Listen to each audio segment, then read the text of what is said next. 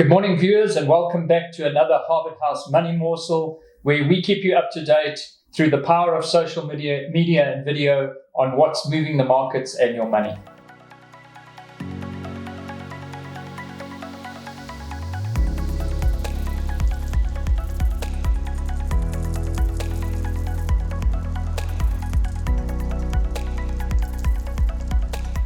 I'm sitting today with Nick Rogers, Portfolio Manager at Harvard House. Morning, Nick. Morning, Robin. Overnight, we've seen that Russia continues its attack on Ukraine. It's top of the news and probably investors' minds at the moment. I see that they've even taken a nuclear facility in Ukraine overnight. Nick, why is the whole Ukraine crisis so key for investors, and why is it such an impact on world markets from that perspective? Yeah, Robin, interesting times indeed. There's a quote that goes along the lines of, there are decades when nothing happens, and then there are weeks when decades happen. And I think we're living through that type of time at the moment.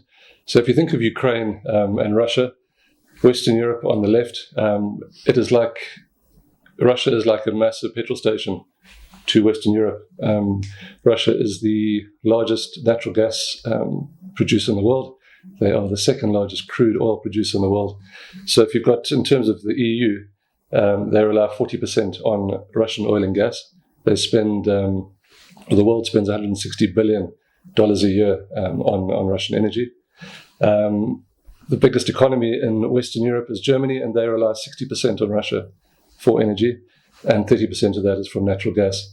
So it really is a very strategic area. And the first thing that happened on day one of the invasion was that Germany, along with the States, put a stop to the Nord Stream 2 gas pipeline, and that links Russia to Western Europe, supplying all the gas.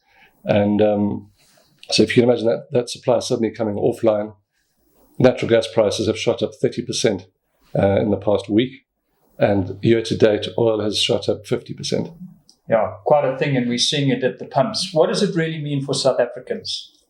So, on a global perspective, inflation was getting out of hand because of COVID and the supply chain blockages. And South Africa were part of that as well. But we, fortunately, being a commodity-rich country, we are benefiting slightly from the rand hedge due to our gold miners and our platinum. So, in terms of platinum, there are 69,000 metric tons produced globally, and South Africa produces 63 of those 1,000. Russia is the second biggest at just over 3. So platinum is suddenly being bought from South Africa. Palladium, we're also a big producer along with Russia. So as Russia gets cut off, our miners benefit. And you can see in the share prices, they've shot through the roof. And that has actually sent the Aussie in US dollars up 9% versus the NASDAQ, which is down 12%. And it's a hell of a swing from, if you look at last year with the tech stocks and the NASDAQ. Just to put things in context of it from a South African perspective. That's amazing. So I think probably front of mind for every investor is what does war have an impact? Should I be getting out of the markets? There's obviously a lot of concern.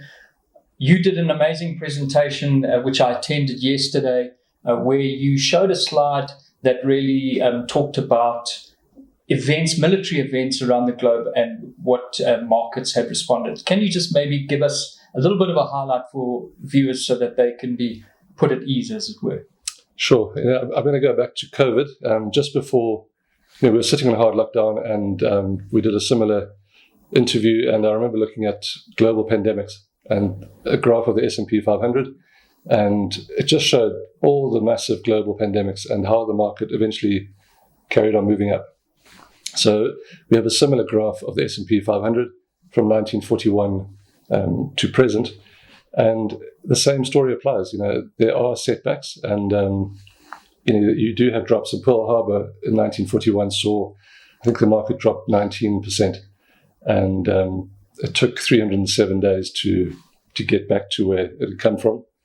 But I think the average is just under 5% in terms of the drop in the S&P over a crisis, and then it's about a 19-day recovery on average. So investors have got to keep faith, like we have tried to illustrate with COVID. You've got to stick in the markets, because let's say Iran comes in with oil tomorrow. You could have the oil price coming down.